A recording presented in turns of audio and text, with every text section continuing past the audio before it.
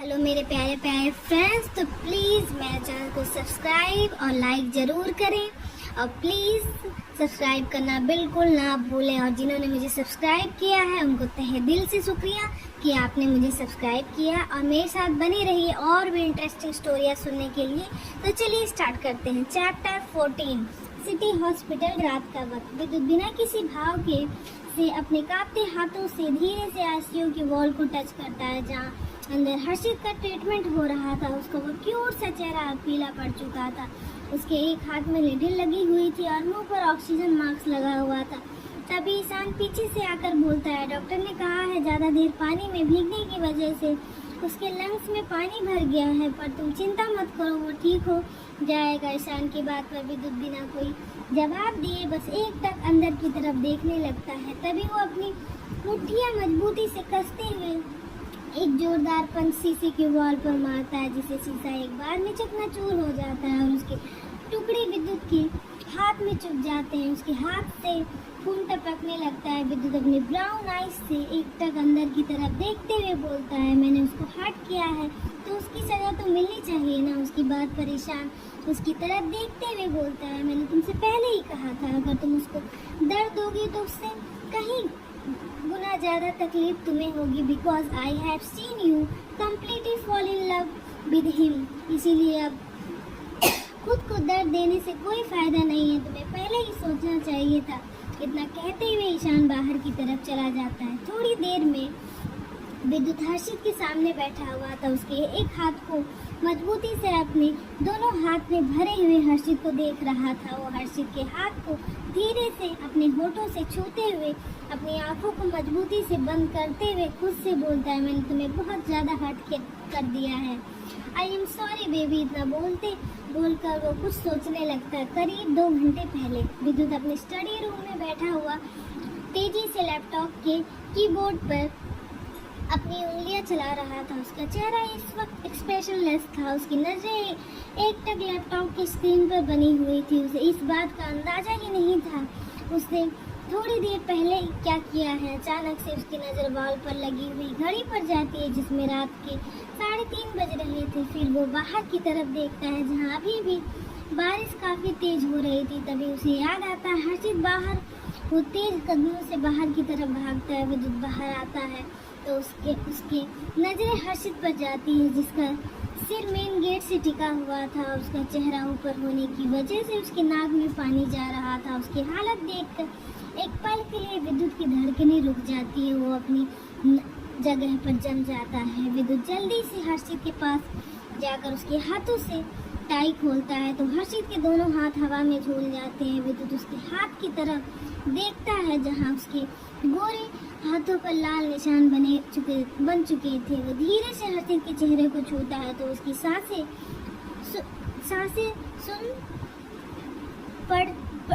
सुन पड़ चुका था। उसे देखकर एक पल के लिए विद्युत का दिमाग ब्लैंक पड़ जाता है। वो जल्दी से हर्षित को अपनी गोद में उठाते हुए कार में बिठाते हुए ड्राइवर से सर्द आवाज में बोलता है, should be in front of the hospital with in 5 minute. उसकी बात सुनकर ड्राइवर जल्दी से कार स्टार्ट कर देता है। विद्युत हर्षित को अपने सीने से लगाते हुए उसे मजबूती से पकड़ लेता है। इतना सोचते हुए विद्युत धीरे से अपनी आंखें खोलते हुए हर्षित की तरफ देखता है जिसकी आंखें अभी भी बंद थी और हल्की सूज चुकी थी। विद्युत अपने अंगूठे से धीरे से उसकी गाल को सहलाते हुए बोलता है, क्या हाल कर लिया है तुमने अपना आंखों का? तुम्हें मुझ पर तरस नहीं आता है क्या? तुम्हें मेरी आंखों में खुद के लिए प्यार नजर नहीं आता या तुम मेरे जज्बात समझना ही नहीं चाहते? इतना कहते हुए वो धीरे से उठकर हर्षित के माथे को चूमता है।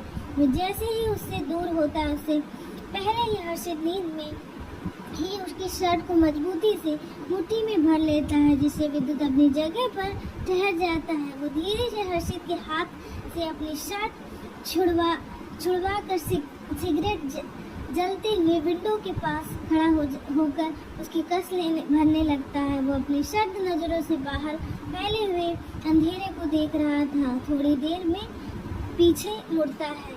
हर्षित बेड पर चुपचाप बैठे हुए पूरे रूम को देख रहा था। उसकी नजरें जैसे ही विद्युत की नजरों से जाकर टकराती है तो डरते हुए बेडशीट को मजबूती से अपनी मुट्ठी में भर लेता है।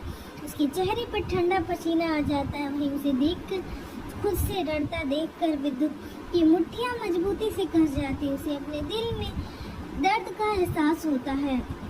वो गहरी सांस लेते हुए हर्षित के पास जाकर उसे एक झटके अपने सीने से लगा लेता है। तो हर्षित उसे कस के गले लगाते हुए रोते हुए बोलता है, मुझे नहीं पता था आप सच में इतने बुरे हो।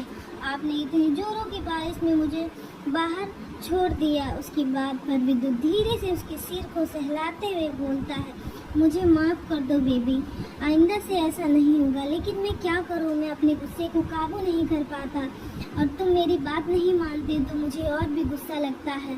तुम मेरी बात माना करो प्लीज़।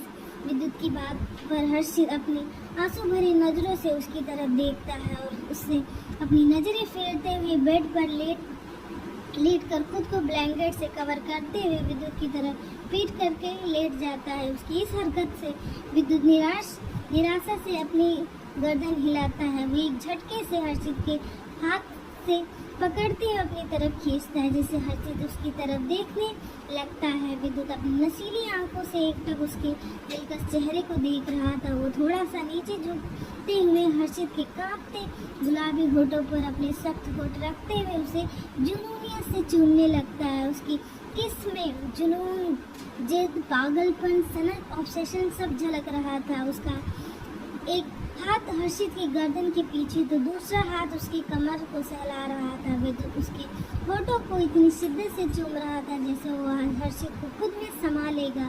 वहीं उसकी किस से हर्षित की हालत खराब हो रही थी। ठीक से सांस न लेने की वजह से उसका चेहरा लाल होता जा रहा था, पर विद्युत बिना रुके अभी भी उसे किस किए जा रहा था। थोड़ी देर में हर्षित की धीमी सांसों को महसूस करते हुए विद्युत धीरे से दूर होता है तो हर्षित तेज से सांसें लेने लगता है।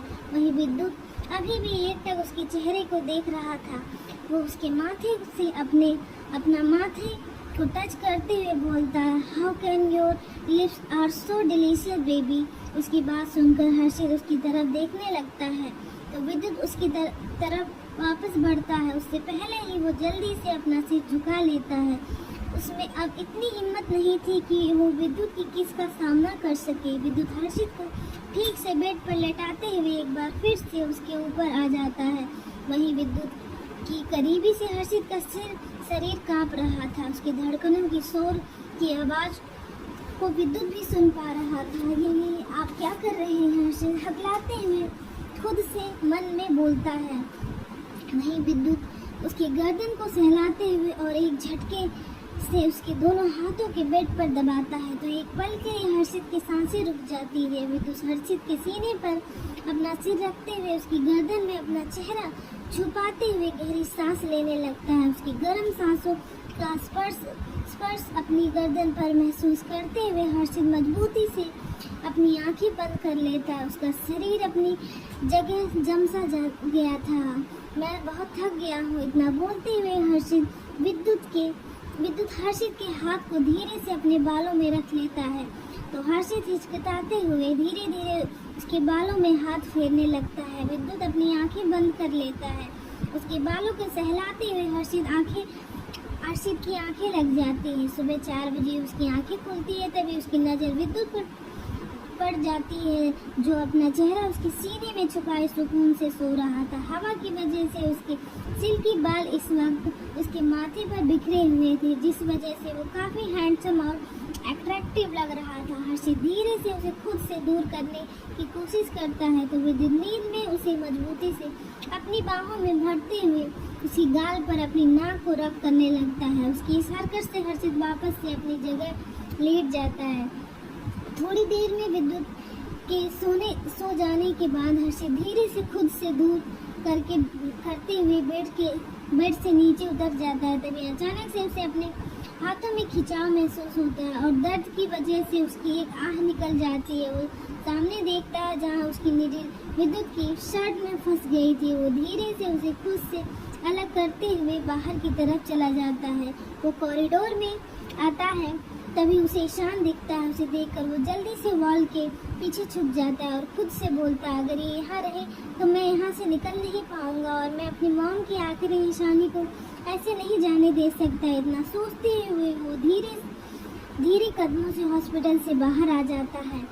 इधर उसके जाते ही विद्युत उसे गले लगाने के लिए अपना हाथ आगे बढ़ाता है कि अचानक उसकी आंखें खुल जाती है। वो बेड से नीचे उतर कर वॉशरूम के गेट पर नॉक करते हुए बोलता है, बेबी क्या तुम अंदर हो? तो इतना बोलकर बोलता है पर अंदर से कोई आवाज़ नहीं आता, जिससे विद्युत वॉशरूम का डोर ओपन करके देखता है तो वहाँ कोई नहीं था। ये देखकर उसका चेहरा काला पड़ जाता है और उसकी आंखें सर्द हो जाती। तुमने फिर वही गलती की। इतना बोलते हुए वो गुस्से से अपने दांत पीसते हुए तेज कदमों से वार्ड के बाहर निकल जाता है।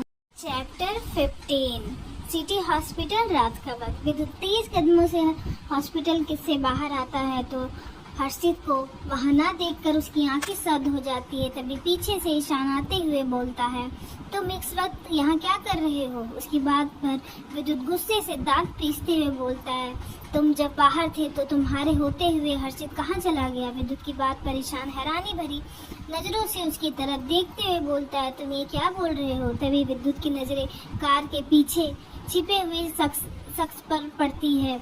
उसे देखकर उसकी भौहें तन जाती है। वो एक झटके से उसके हाथ को मजबूती से पकड़ते हुए अपनी तरफ खींचते हुए सर्द आवाज में बोलता है, तुम किससे छुप रहे हो? ये सुनकर हर्षित मजबूती से अपनी आंखें बंद कर लेता है तो विद्युत उसके सिर के इधर उधर हाथ रखते हुए सर्द आवाज में बोलता है, ओपन योर आईज। उसकी बात सुनने के बाद भी हर्षित अपनी आंखें नहीं खोलता। विद्युत उसकी कमर को मजबूती से पकड़ते हुए तेज आवाज में बोलता, आई शेड ओपन योर आईज। इतना बोलकर विद्युत कार की बोनट पर एक जोरदार पंच मारता है जिससे हर्षित के शरीर में डर की लहर दौड़ जाती है और वो विद्युत की शर्ट को मजबूती से अपने हाथ में भर लेता है। तभी विद्युत उसके हाथ को पकड़ते हुए बोलता है, चलो यहाँ से।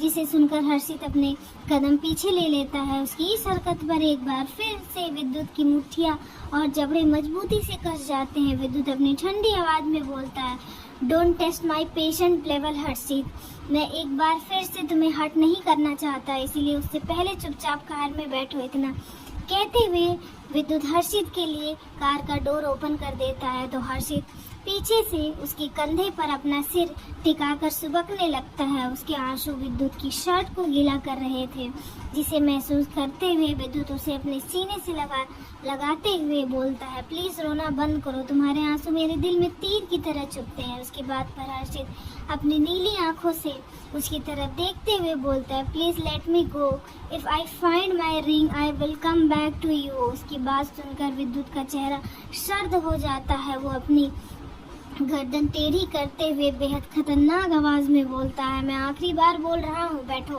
विद्युत की बात पर हर्षित अपनी गर्दन झुका लेता है तो विद्युत गुस्से में उसके दोनों बाह को मजबूती से पकड़ते हुए बोलता है, तुम मुझे मजबूर कर रहे हो हर्षित। तो हर्षित तुम्हें अच्छे से पता है मैं तुम्हें तुम्हारी मर्जी के बिना भी यहाँ से जबरदस्ती लेकर जा सकता हूँ। इतना बोलते हुए उसका हाथ गुस्से में सीधा जाकर हर्षित के हाथ में लगी हुई नीडल पर लगता है तो हर्षित की एक आह निकल जाती है और वो एक झटके से विद्युत से दूर हो जाता है। विद्युत जल्दी से उसके पास आकर बोलता है, ज़्यादा दर्द हो रहा है क्या? हर्षित अपनी नीली आंखों में आई हुई नमी को साफ करते हुए बोलता है, प्लीज़ मुझे जाने दीजिए, वो मेरे लिए बहुत इम्पोर्टेंट है, जब तक वो मुझे नहीं मिल जाती मैं यहाँ से नहीं जाऊँगा। विद्युत उसे कमर से पकड़कर अपनी तरफ खींचते हुए बोलता है, तुम्हारे लिए मुझसे ज़्यादा इम्पोर्टेंट कुछ नहीं होना चाहिए, कुछ का मतलब कुछ नहीं। हर्षित एक झटके से उसे खुद से दूर धक्का देते हुए बोलता है, छोड़िए मुझे और मुझसे दूर रहिए। आप मेरी बातों को क्यों नहीं समझ रहे हैं? वो मेरे लिए मेरी जान से भी ज़्यादा ज़रूरी है। जब तक वो नहीं मिल जाती मैं आपके साथ नहीं जाऊंगा। विद्युत बिना किसी भाव के उसे एक झटके से अपनी बाहों में उठाते हुए बोलता है, तुम्हें जो चाहिए मैं लाकर दूंगा, आप चुपचाप चलो मेरे साथ। विद्युत की बात पर हर्षित उसकी गोद से उतरने की कोशिश करने लगता है। विद्युत विक्रांत के से सर्द आवाज में बोलता है, कार का डोर ओपन करो। जिसे सुनकर विक्रांत बोलता है, सर आज तो वेद का बर्थडे है तो हर्षित को उसके साथ वो आगे कुछ बोलता उससे पहले ही विद्युत ठंडी आवाज़ में बोलता है, तुम्हें अच्छे से पता है मैं अपनी बात रिपीट नहीं करता, इसलिए जितना कहा जाए उतना करो। उसकी ठंडी आवाज़ सुनकर एक पल के लिए वहाँ पर जितने भी लोग थे उन्हें अपनी रीढ़ की हड्डी में सिहरन सी महसूस होती है। विक्रांत कार डोर ओपन करता है तो विद्युत मजबूती से हर्षित को अपनी बाहों में पकड़ते हुए बैक सीट पर बैठ जाता है। हर्षित उसके कोट को मजबूती से अपनी मुट्ठी में भरते हुए बाहर की तरफ देखते हुए अपनी रूधी आवाज़ में बोलता है, नहीं मैं ऐसे नहीं जा सकता। इतना बोलते हुए वो विद्युत की तरफ देखता है जो अपने एक्सप्रेशनलेस चेहरे के साथ अपने फ़ोन को स्क्रॉल कर रहा था। तो हर्षित विक्रांत की तरफ देखते हुए बोलता है, सर प्लीज़ कार रोकिए। तभी अचानक से कार में एक अलग सी ठंडक पसर जाती है। विक्रांत मिरर से पीछे बैठे हुए विद्युत की तरफ देखता है जो अपनी ठंडी नज़रों से विक्रांत के कंधे को घूर रहा था जहां हर्षित ने हाथ रखा हुआ था। विद्युत को देखकर विक्रांत के माथे पर ठंडा पसीना आ जाता है। वो जल्दी से हर्षित के हाथ को अपने कंधे से हटा देता है।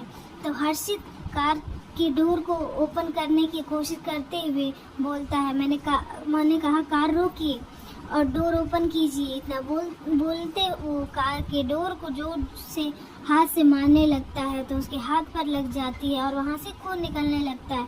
उसके हाथ को देखकर विद्युत का चेहरा काला पड़ जाता है। वो धीरे से अपनी कोल्ड अपने फोरहेड को रब करते हुए बोलता है, स्टॉप द कार। उसकी बात सुनकर विक्रांत कार रोक देता है तो विद्युत एक झटके से कार से नीचे उतरते हुए बोलता है, तुम्हें जाना है ना, तुम जा सकते हो। उसकी बात सुनकर हर्षित अपनी नीली आंखों से उसकी तरफ देखने लगता है।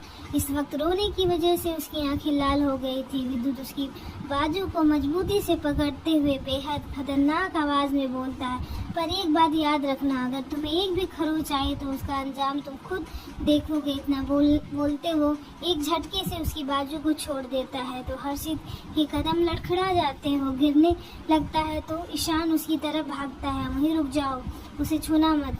विद्युत सर्द नज़रों से ईशान की तरफ देखते हुए बोलता है तो ईशान अपनी जगह रुक जाता है। विद्युत अपनी शर्ट की स्लीव फोल्ड करते हुए कार में बैठते हुए बोलता है, start the car and take it to कर्कविला।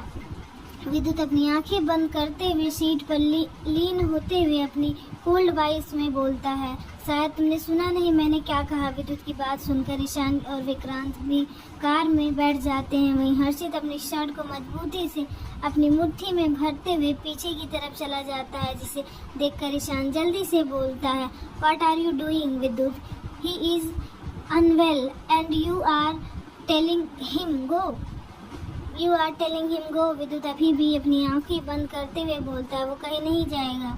उसके इतना बोलते ही विक्रांत कार स्टार्ट कर देता है तो हर्षित सिसकते हुए कार में आकर बैठ जाता है। उसके बैठते ही विद्युत एक झटके से उसके हाथ को पकड़ते हुए अपनी तरफ खींचता है तो वो उसकी गर्दन में अपना चेहरा छुपाते हुए उसके कंधे पर अपना सिर रखते हुए सुबकने लगता है। हर्षित के रोने की वजह आवाज़ सुनकर विद्युत जल्दी से उसके चेहरे को अपने हाथों में भरते हुए बोलता है, तुम रो क्यों रहे हो। हर्षित अपने दोनों हाथों से उसके एक हाथ को पकड़ते हुए रोते हुए बोलता है, प्लीज़ मेरी हेल्प कर दीजिए, वो मेरी मॉम की आखिरी निशानी थी, मुझे वो किसी भी कीमत पर चाहिए। इतना बोलते हुए हर्षित की सांसें धीमे होने लगती है तो विद्युत उसे मजबूती से अपनी बाहों में भरते हुए बोलता है, शिश, अब पहले रोना बंद करो और शांत हो जाओ। Look you are not breathing properly.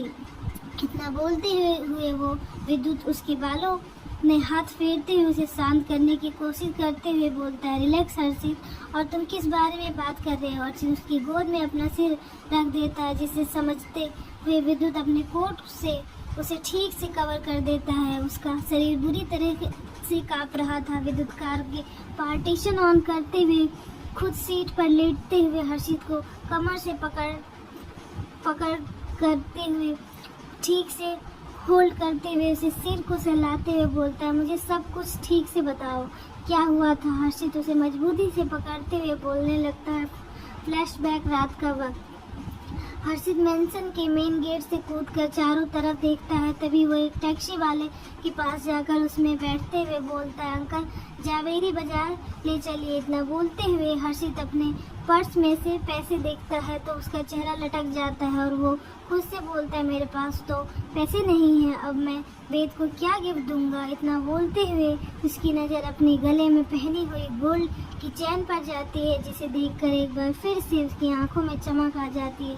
थोड़ी देर में हर्षित टैक्सी से उतरकर एक ज्वेलरी शॉप के अंदर चला जाता है। तभी उसके पास एक स्टाफ आकर बोलती है, वेलकम सर, मैं आपकी कैसे मदद कर सकती हूँ। उस लड़की की बात पर हर्षित बोलता है, मुझे पेंडेंट चाहिए जो ज़्यादा हैवी ना हो। हर्षित की बात सुनकर वो स्टाफ पेंडेंट दिखाने लगती है तो हर्षित उसमें से एक पेंडेंट सेलेक्ट करते हुए बोलता है, मैम मुझे ये वाला चाहिए। इतना बोलकर वो पेंडेंट सेलेक्ट करने के बाद वहाँ से आगे बढ़ जाता है। तभी उस स्टाफ की नज़र काउंटर पर रखी हुई रिंग पर जाती है। उसे देखकर वो धीरे से उस रिंग को उठाकर देखती है तो उसकी आंखें हैरानी से बड़ी हो जाती है। वो रिंग ब्लू डायमंड और गोल्ड की थी। इस बात का विश्वास नहीं हो रहा था कि हर्षित जैसे नॉर्मल इंसान के पास ये करोड़ों की एक्सपेंसिव रिंग कहाँ से आ गई है। इतना सोचते हुए वो शॉप ओनर के पास जाती है। थोड़ी देर में हर्षित परेशान होते हुए अंदर आता है। उसके माथे पर पसीने की बूंदें उभर आई थी। तभी उसकी नज़र उस स्टाफ के हाथ में पकड़ी हुई अपनी रिंग पर जाती है। वो जल्दी से उसके पास जाकर बोलता है, thank you so much for keeping is safe, this ring is mine so please return it to me. वहीं उस शॉप का ओनर जो अपनी लालची भरी नज़रों से उस रिंग को देख रहा था, उसे को देखते ही पहचान गया था कि इसमें प्योर डायमंड का इस्तेमाल किया गया है। ओनर हर्षित की तरफ देखते हुए बोलता है, पहले अपने जो पेंडेंट लिया है उसकी पेमेंट कर दीजिए। उसकी बात सुनकर हर्षित उस स्टाफ की तरफ देखते हुए जल्दी से बोलता है, अरे पर मैंने पेमेंट कर दी थी, आप बताइए नहीं। ये सुनकर वो ओनर घूर कर उस स्टाफ की तरफ देखता है, जिसे देखकर वो स्टाफ जल्दी से अपना सरनामे हिला देती है। हर्षित हैरानी भरी नज़रों से उसकी तरफ देखते हुए बोलता है, आप झूठ क्यों बोल रही हैं। वो ओनर अपनी भौं में चढ़ाते हुए बोलता है, ओह तुम्हारे पास पेमेंट करने के लिए पैसे नहीं है और इतनी एक्सपेंसिव रिंग तुम अपनी बता रहे हो, कहीं ये रिंग तुम चोरी करके तो नहीं लाए हो। उस ओनर की बात सुनकर हर्षित का चेहरा गुस्से से लाल हो जाता है। वो उससे अपनी रिंग लेने की कोशिश करते हुए बोलता है, आप अपना पेंडेंट वापस ले लीजिए और मुझे मेरी रिंग दे दीजिए। वो ओनर हर्षित को खुद से दूर करते हुए बोलता है, अब तो पक्का तुम ये चुरा कर लेकर आए हो। इतना बोलते ही वो हर्षित को धक्का देता है तो उसका सिर सीधा काउंटर के किनारे में लग जाता है, जिस वजह से उसके सिर से खून आने लगता है। उसे अपनी आंखों के सामने धुंधलापन महसूस हो रहा था। थोड़ी देर बाद वो खुद को संभालते हुए गुस्से भरी नजरों से उस ओनर की तरफ देखते हुए एक जोरदार तमाचा उसके गाल पर जड़ देता है। चैप्टर 16। हर्षित अपनी गुस्से भरी नजरों से उस शॉप के ओनर को घूर रहा था। वहीं वो ओनर गुस्से में हर्षित को मारने के लिए हाथ उठाता है। उससे पहले ही हर्षित एक झटके से उसके हाथ को मरोड़ते हुए उसकी पीठ से लगाते हुए बोलता है, मैंने आपसे पहले कहा था, मैंने आपकी पेंडेंट की पेमेंट कर दी है, पर अगर आपको अभी भी लगता है मैंने नहीं की है तो मुझे मेरी रिंग वापस दे दीजिए और अपना पेंडेंट ले लीजिए। तो वो ओनर एक बार फिर से हर्षित को खुद से दूर धक्का देते हुए बोलता है, तो चुपचाप यहाँ से चले जाओ वरना मैं सिक्योरिटी को बुलाकर तुम्हें यहाँ से बाहर निकलवा दूंगा। इतना बोलते हुए वो गुस्से से में सिक्योरिटी को बुलाकर हर्षित को शॉप से बाहर निकलवा देता है, जिस वजह से उसके हाथों में लग जाती है और वहाँ से खून निकलने लगता है। वो अपनी आंखों में आई हुई नमी को साफ करते हुए वहाँ से आगे बढ़ जाता है। Flashback and.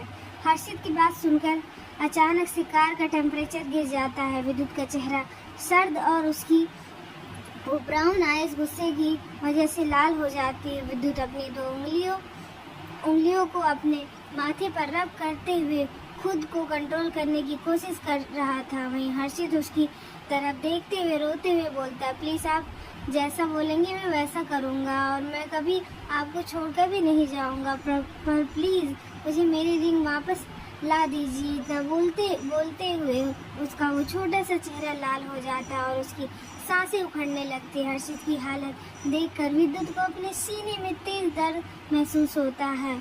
वो हर्षित के हाथ को मजबूती से पकड़ते हुए उसे अपनी सीने से लगा लेता है, पर हर्षित का सिसकना अभी भी बंद नहीं होता। वो विद्युत धीरे धीरे उसके सिर को सहलाने लगता है। थोड़ी देर में उसकी कार में आके अंदर एंटर होती है तो हर्षित चारों तरफ देखते हुए जल्दी से बोलता, मुझे यहाँ क्यों लेकर आए? आपने तो कहा था। इतना बोलते हुए उसके शब्द उसके मुंह में ही रह जाते हैं और वो अपना सिर झुका लेता है। उसकी पकड़ अपनी शर्ट पर मजबूत हो जाती है। वहीं विद्युत अपनी ठंडी नज़रों से हर्षित को घूर रहा था, क्योंकि हर्षित को इतनी देर से रोता हुआ देखकर अब उसकी बर्दाश्त से बाहर हो रहा था। वो एक झटके से हर्षित को अपनी बाहों में उठाता है तो हर्षित उसके कंधे पर अपना सिर रख लेता है। इसी के साथ उसकी आंखों से आंसू का एक कतरा बहते हुए उसके गाल पर लुढ़क जाता है। वो खुद के आंसुओं को कंट्रोल करने के लिए विद्युत के सीने में अपना सर घुसा लेता है। विद्युत हर्षित को रूम में लाकर धीरे से बेड पर बिठाता है तो हर्षित उसके हाथ को पकड़ते हुए बोलता है, प्लीज। उसकी बात पर विद्युत शायद आवाज में उसकी तरफ देखते हुए बोलता है, रोना बंद करो हर्षित, वरना अगर कितना तुम रोगे मैं उससे कई गुना ज़्यादा दर्द उसे दूंगा। विद्युत की बात सुनकर हर्षित अपनी आंखें बंद करता है तो उसके कानों में कुछ आवाज़ पड़ती है, अगर तुम्हें कोई छुएगा तो उससे कई गुना ज़्यादा दर्द मैं उसे दूंगा। ना नहीं, मुझे दूर रहो, तो तुम अच्छे इंसान नहीं हो। इतना कहते हुए हर्षित अपने दोनों हाथ अपने कानों पर रखते हुए विद्युत को खुद से दूर धक्का दे देता है। उसकी इस हरकत से विद्युत का चेहरा काला पड़ जाता है। वो सर्द नजरों से हर्षित की तरफ देखता है, जिसके चेहरे पर पसीने की कुछ बूंदें उभर रही थी और उसका चेहरा पीला पड़ चुका था। उसकी हालत देखकर अचानक से विद्युत की चेहरे के भाव बदल जाते। वो हर्षित की तरफ अपने कदम बढ़ाता है तो हर्षित अपने कदम पीछे लेते हुए बोलता, नहीं, मेरे पास मत आना। उसकी बात पर विद्युत अपनी गर्दन को टेढ़ी करते हुए बोलता है, मेरे पास आओ हर्षित। ये सुनकर हर्षित अपना सिर ना में हिला देता है। विद्युत गुस्से से हर्षित की कमर को मजबूती से पकड़ते हुए हर्षित के दोनों हाथों को वॉल से सेट करते हुए अपनी ठंडी आवाज़ में बोलता है, अचानक से तुम्हें क्या हुआ? तुम ऐसे रिएक्ट क्यों कर रहे हो? और आइंदा से मुझे खुद से दूर करने की कोशिश मत करना, क्योंकि मैं सब कुछ बर्दाश्त कर सकता हूँ पर ये नहीं। हर्षित उसे खुद से दूर करने की कोशिश करते हुए बोलता है, आप मुझे डरा रहे हैं। उसकी बात पर विद्युत अपनी पकड़ उसकी कमर पर कसते हुए बोलता है, मैं ये आखिरी बार बोल रहा हूँ, मुझे खुद से दूर करने की कोशिश मत करो हर्षित, क्योंकि तुम अच्छे से जानते हो ये मुझे बर्दाश्त नहीं होता। उसके बाद भी तुम वही गलती बार बार कर रहे हो। इतना बोलते हुए विद्युत अपनी कदम डोर की तरफ बढ़ा देता है कि तभी वो बिना पीछे मुड़े बोलता है, और जब तक मैं ना आऊँ तुम यहाँ से एक कदम भी बाहर मत रखना। हर्षित उसके पास आकर बोलता है, पर आप कहाँ जा रहे हो? मैं अभी आ रहा हूँ, तुम यहीं रहना, कहीं मत जाना। विद्युत की बात पर हर्षित उसके हाथ को पकड़ते हुए बोलता है, उसे जान से मारने जा रहे हैं ना आप? इतना बोलते हुए हर्षित अपनी आंखें बंद कर लेता है। उसकी आंखों से आंसू का एक कतरा बहते हुए विद्युत के हाथ पर गिर जाता है। विद्युत सख्त नजरों से उसकी तरफ देखते हुए बोलता है, I am losing my patient Harshit, stop crying. इतना बोलते हुए विद्युत हर्षित के गालों पर आए हुए आंसुओं को साफ कर देता है। हर्षित विद्युत को देखते हुए अपनी नजरें फेर लेता है। उसकी इस हरकत से विद्युत की मुठ्ठियां मजबूती से कस जाती है। विद्युत उसे अपनी तरफ खींचते हुए बोलता है, तुम्हें तुम्हारी रिंग चाहिए या नहीं? ये सुनकर हर्षित अपनी आंसू भरी नजरों से उसकी तरफ देखते हुए बोलता है, हाँ पर प्लीज आप उसे नहीं मारेंगे। विद्युत बिना किसी भाव से उसकी तरफ देखते हुए बोलता है, ये तो वक्त बताएगा मैं उसे मारूंगा या नहीं। इतना बोलकर वो मन में बोलता है, उसने तुम्हें दर्द दिया है, उसकी वजह से तुम्हारी आंखों में आंसू आए, इसलिए मैं उसे मारूंगा नहीं बल्कि उसकी रूह उसके शरीर से खींच लूंगा मैं। वहीं हर्षित विद्युत को मजबूती से गले लगाते हुए रोते हुए बोलता है, हाँ वो रिंग मेरे लिए जरूरी है, पर किसी की जान लेना ये सही बात नहीं है। विद्युत हर्षित के सिर को सहलाते हुए बोलता है, जान मुझे जाना होगा। ये सुनकर हर्षित उसकी शर्ट को मजबूती से अपनी मुट्ठी में भरते हुए अपना सिर में हिलाते हुए बोलता, नहीं आप नहीं जाओगे। हर्षित को जिद करता हुआ देखकर विद्युत एक गहरी सांस लेते हुए उसकी गर्दन के पीछे की नस दबाता है तो हर्षित बेहोश होकर उसकी बाहों में झूल जाता है। विद्युत उसे अपनी गोद में उठाकर बेड पर लेटाते हुए बोलता है, तुम्हें दर्द देने वाले को मैं ऐसे नहीं छोड़ सकता। इतना कहते हुए विद्युत हर्षित को ठीक से ब्लैंकेट से कवर करते हुए बालकनी में आ जाता है। विद्युत अपनी ब्राउन आईज से बाहर फैले हुए गहरे काले अंधेरे को देखते हुए सिगरेट की कस लेने लगता है। वो सिगरेट के धुएं को हवा में उड़ाते हुए खुद से बोलता है, तुम इतने जिद्दी क्यों हो? और पहली बार ऐसा हो रहा है कि मैं अपनी जिद के आगे तुम्हारी जिद देख रहा हूँ। यूं ना कर तो मुझे इतना खफा कि मैं तेरी मोहब्बत में बेरंग हो जाऊं, उसकी अपने वजूद को भुलाते हुए तेरी मोहब्बत में फना हो जाऊं। इतना बोलते हुए वो विद्युत बालकनी की रेलिंग को मजबूती से पकड़ते हुए खुद को शांत करने लगता है। मेरा मन करता है मैं तुझे खुद में यूं इस तरह छुपा लूं कि कोई भी तुझे नजर भर के देख न सके। सिर्फ तू मेरी बाहों के दरमियान मेरे साथ जिंदगी गुजारे और तुम्हारी आंखों में आंसू देखकर मेरा दिल 1000 टुकड़ों में बढ़ जाता है। ये दर्द मैंने आज से पहले कभी महसूस नहीं किया, पर हाँ, तुम्हारी आंखों में आए हुए हर एक आंसुओं की वजह को मैं मिटा दूंगा। इतना बोलते हुए बालकनी से रूम में आकर एक नज़र हर्षित को देखता है जो बेडशीट को मजबूती से अपनी मुट्ठी में भरे हुए सुकून से सो रहा था। बालकनी से आती हवा की वजह से उसके कुछ बाल हवा में लहरा रहे थे तो कुछ उसके माथे पर बिखरे हुए थे। विद्युत उसके पास जाकर उसके माथे पर बिखरे हुए बालों को प्यार से ठीक करते हुए बोलता है, तुमने इस हद तक मुझे खुद को चाहने के लिए मजबूर कर दिया है कि मेरे दिल दिमाग में मेरी रूह पर तुमने इस कदर अपना कब्जा जमा लिया है कि अब तुम्हें देखे बिना मैं एक पल नहीं रह सकता। काश ये बात तुम बहुत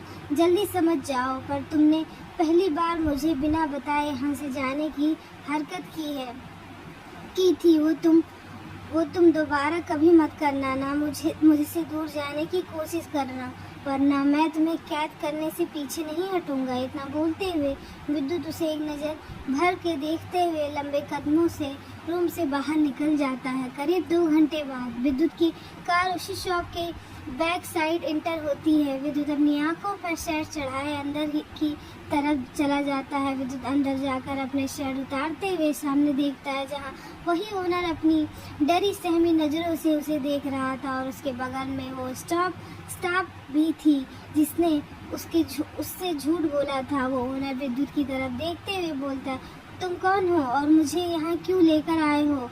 देखो मेरी कोई गलती नहीं है, मुझे जाने दो। विद्युत अपने दोनों हाथ पैंट की पॉकेट में डालते हुए उसके सामने जाकर बोलता है, अगर मैं तुम्हारी शॉप पर कुछ लेने आऊँ और अगर गलती से मेरा सामान वहीं गिर जाए तो क्या वो तुम्हारा हो गया? और तुम उस शख्स के सामने अपने स्टाफ से झूठ बुलवा देते हो। विद्युत की बात पर उस ओनर का चेहरा पीला पड़ जाता है क्योंकि विद्युत की पर्सनैलिटी और उसके चेहरे के भाव देखकर वह काफ़ी हद तक अंदाज़ा लगा चुका था कि ये इंसान इतना खतरनाक हो सकता है। वहीं विद्युत उसकी गर्दन मजबूती से पकड़ते हुए बोलता है, answer me, I am asking you something. और अगर तुम्हारी शॉप पर कोई अपना सामान भूल जाता है और अगर उस शख्स ने तुम्हारी शॉप से कुछ लिया हो और तुम उसकी ही हुई पेमेंट भी नहीं मानते। विद्युत की सारी बातें सुनने के बाद अब तो उस ओनर के माथे पर ठंडा पसीना आ जाता है। वो अपनी कांपती हुई आवाज़ में विद्युत से बोलता है, सर मैं समझ गया आप किस लड़की के बारे में बात कर रहे हैं, पर वो सच में झूठ। इससे आगे वो कुछ बोलता है उससे पहले ही विद्युत उसके हाथ को मजबूती से पकड़ते हुए बोलता है, जुबान संभाल कर बात करो, शायद तुम्हें इस बात का अंदाज़ा नहीं है जिसके बारे में तुम बात कर रहे हो। उसमें विद्युत कर्क की जान बसती है। विद्युत की बात सुनकर अब तो उस ओनर का दिमाग सुन्न पड़ जाता है। उसे नहीं लगा था एक मासूम सा लड़का दिखने वाला एक ऐसे इंसान की जान हो सकता है जिसको किसी के जीने मरने से रत्ती भर भी फर्क नहीं पड़ता हो। विद्युत उसके जबड़े को मजबूती से पकड़ते हुए गुस्से से दांत पीसते हुए बोलता है, बहुत बड़ी गलती कर दी तुमने उसे दर्द पहुंचाकर, जिसे मैं कभी दर्द में नहीं देख सकता। तुम्हारी वजह से उसकी आंखों में आंसू आए हैं, तो तुम्हें जीने का कोई हक नहीं है, क्योंकि मैंने उससे कहा है उसकी आंखों में आंसू आने वाली हर एक वजह को मिटा दूंगा। मैं तो इस वक्त वो वजह तुम हो जिसे मिटाना बहुत ज़रूरी है। इतना बोलते हुए विद्युत की पकड़ उस ओनर के जबड़े पर कसती जा रही थी, जिससे एक पल के लिए उस ओनर को लगता है जैसे उसकी जबड़े की हड्डी टूट कर बिखर गई हो। विद्युत उसके सिर को तेजी से दीवार पर मारते हुए बोलता है, अगर तुम्हें सच में जीने की इच्छा है तो मुझे वो रिंग वापस कर दो, वरना मार तो मैं तुम्हें वैसे भी दूंगा। इतना बोलते हुए विद्युत अपने कमर के पीछे लगे हुए खंजर को निकालता है, तो उसे देखकर वो ओनर अंदर तक कांप जाता है। वो ओनर जल्दी से अपनी कांपती हुई आवाज़ में बोलता है, वो रिंग मेरे पास है। इतना बोलते हुए वो उस रिंग के बॉक्स को विद्युत के सामने बढ़ा देता है। तभी एक स्टाफ की आवाज़ के साथ वो ओनर जमीन पर पड़ा हुआ था और उसके माथे के बीचों बीच खून निकल रहा था, क्योंकि विद्युत ने सीधा उसके माथे के बीच में गोली चलाई थी। वो उस बॉक्स को अपने हाथ में लेते हुए बिना किसी भाव से उसकी तरफ देखते हुए वो बोलता है, मुझे कोई फर्क नहीं पड़ा कि तुम मुझे रिंग देते या नहीं, क्योंकि वो तो मैं तुमसे वैसे भी ले लेता, पर तुम्हारी वजह से उसकी आंखों में आंसू भी आए थे, इसीलिए तुम्हारा मरना जरूरी था। इतना बोलते हुए विद्युत वापस से अपनी आंखों पर सह चढ़ाते हुए बाहर की तरफ चला जाता है। वो बाहर आकर उस रिंग के बॉक्स को देखते हुए खुद से बोलता है, आखिर क्या है इस रिंग में जिसकी वजह से तुम्हारी हालत इतनी बुरी हो गई थी? तुम इतना पैनिक कर रहे थे, मुझे नहीं पता ये तुमसे किस हद तक जुड़ी हुई है, पर मुझसे ज़्यादा ज़रूरी तुम्हारी लाइफ में और कुछ इम्पोर्टेंट नहीं होना चाहिए। इतना बोलते हुए विद्युत कार में बैठकर सीट पर लीन होते हुए अपनी आंखें बंद कर लेता है। तो गाइस, कैसा लगा चैप्टर आप मुझे ज़रूर बताइए, और प्लीज़ यार सब्सक्राइब कर लो, आगे स्टोरी और भी इंटरेस्टिंग होगी, तो मेरे साथ बने रहिए। Bye bye.